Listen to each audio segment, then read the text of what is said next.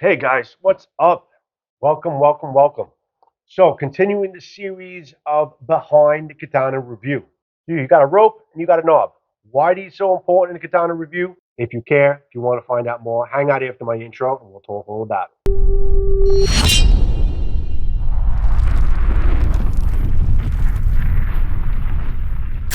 The kurikata, also known as the kurigata, is a small knob in the scabbard of a Japanese sword or the saya that plays an essential role in securing the sageo cord or the rope by ensuring a secure attachment of the sageo to the saya.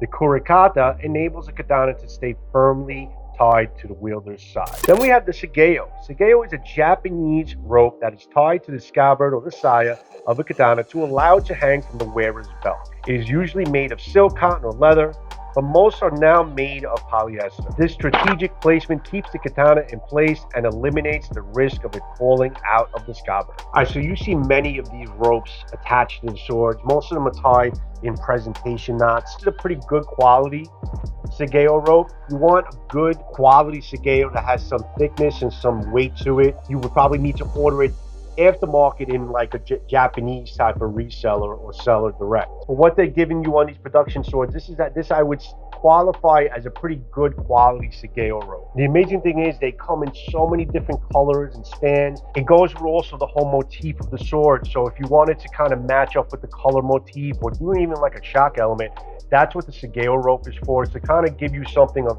more of an artistic element of the sword. It's an extension of it with the rope. Everything on a Japanese sword all goes with a motif and a styling. So the sageo rope definitely doesn't stop there. There's many different colors and textures and styles, doubled up, tied up together, multicolored, that can kind of really give you a really nice artistic element within the sword. This I would say probably is a little bit of a better quality type of sageo. This was gifted to me from Samurai Bird. It's a double strand, a little bit more texture to it. But if you look at pretty much any other sword, like I said, this is a brown sageo that matches up with the sword itself. There's the Skyjiro. This is also pretty good quality.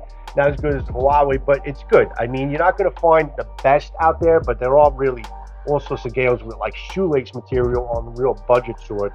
But for the most part, you have this type of woven type of material on most of them, and if you have that, at least it's going to serve its purpose for the practitioner that's going to be practicing with it.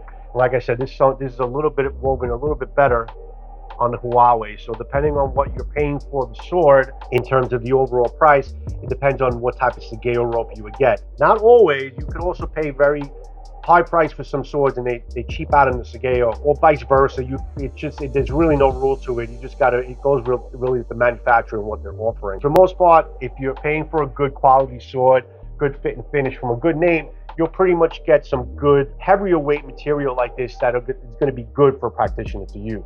I tried to show you firsthand what exactly the importance of it if you're a practitioner and why we put so much emphasis in having a good quality knob, a good quality kurigata, and a good quality rope in order to be able to train with, and also for artistic purposes, why we basically review it the way we do, and why these pieces are so important. Okay guys, I'm wearing this half of a hakama outfit, similar to what a practitioner would wear in a dojo while training in a school. So I'm not coming to you as a practitioner, but I just wanted to show you the importance of the kurigata, or the kurikata, however you want to say it, to serve as a practitioner's tool in terms of training with the art of the sword. All right, so here is a Hanwei Raptor Unikubi Zakuri. This is actually a pretty good quality sageo. See how it's a double twine sageo rope that's kind of put together and tapped off at the end.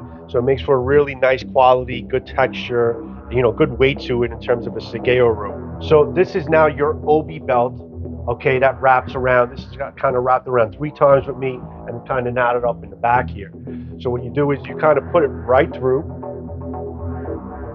fasten it in. Now, before we do anything else, you notice here how the kurigata basically is kind of also acts as a stopper. So the sword won't go past where you need it to be in order to work with it and draw it and do noto. So this actually acts as a stopper. So that's how important also this kurigata is, to kind of stop it in your obi belt and keep it in place where you want it to be at all times while training, or sheathing or unsheathing with it. So now as far as the Sageo obviously is right here. So you kind of wrap it up. Now there's a couple people do a couple different things. Some people kind of take the Sageo rope and they kind of just put it in through the front and wrap it around here and tie it up. So it kind of, you have a little bit of a loose, you still have some slack here where you can kind of get, pull the sword in and out to do the drawing depending on how you're drawing it, but it's kind of tied up here. And if you want, you could even make a knot, which you won't do, and then kind of keep this in place. So it just kind of fastens it up right to the obi belt and it always stays with you. Kind of lift up and draw and you're ready to go. Then when you have to basically return it, you still have some slack in the obi to be able to bring it back in. Some people kind of just take it and wrap it around kind of the back of the sword so you can draw it, and then have the slack back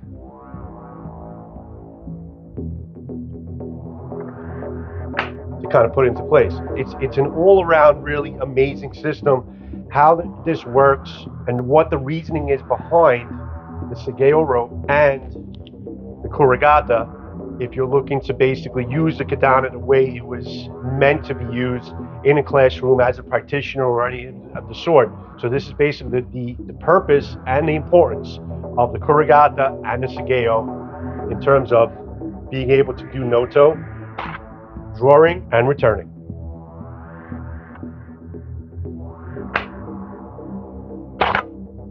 There you go. Now the Kurigata, which is the knob on the saya, there's many different type of quality levels in terms of how they carve them, how they put them together, if they're bullhorn, if they're not bullhorn, if it's painted wood, if the paint is kind of running off onto the saya. There's a couple of different reasons why we review this piece of the sword the way we do.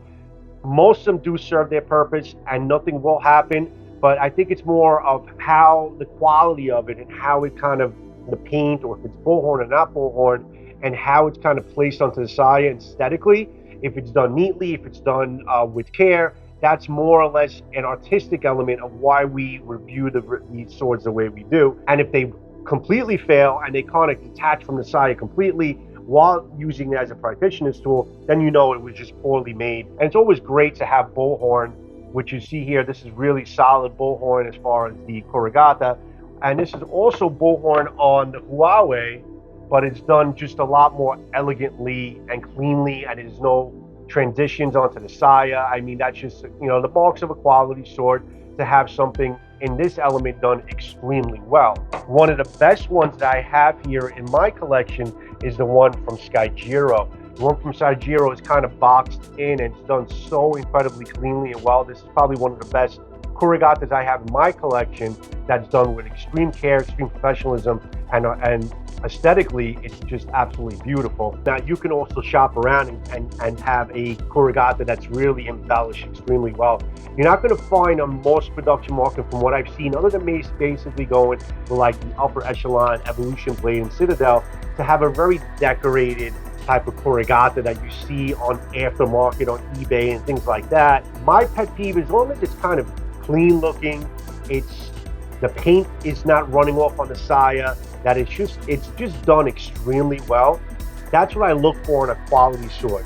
Sometimes on a cheaper quality sword, as long as it's in place and it's not a junky mess, then it's okay, then it's kind of passable. So it really kind of goes into play with the name, who you're shopping for, what the brand is, what the price of the sword is and all that. It's all price relative in terms of what you're getting, but there are options, so you know, if you wanted to get something a lot more embellished like you're seeing on the screen, and that would be like a kind of an aftermarket thing. So basically, guys, how it all sums up is the Kurigata, the knob on the saya, we review it the way we review it, and we're very particular. We have particulars as far as how, well, I have particulars anyway, as far as what I see on the saya.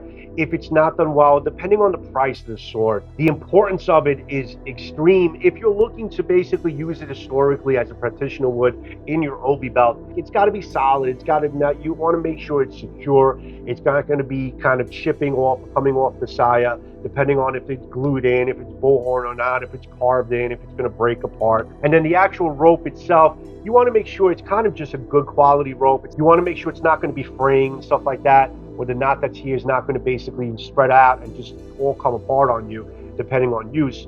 and you just want to have it, a good quality one, and also something that's going to fit the color motif of the sword. So there is durability there, and there is usability in terms of these two pieces, but it's also a big artistic element. If it fits the motif, if it fits the whole aesthetic of the sword, and if it's done with good quality. And that's why I approach my reviews the way I do regarding these important pieces on a katana. Guys, I always thank you for joining me. I'm hoping you're enjoying this series of Behind the Katana review. I'm going to be continuing it on. Comment if you can below and let me know if you like the series, and if there's anything in particular, which I'm going to try to cover every piece of the katana review that you see in my reviews, and you wanted me to explain to you why these pieces I find as being so important and why I approach them the way I do. Please feel free to put them into the comments section. And guys, as always, before you leave, try to click onto one of these videos here coming up to see more of my actual katana reviews. I appreciate you watching, guys. Have a good one, and I'll see you when I see you on the next Sword and Knife. Joe from Jay's Blade Craft. Ciao.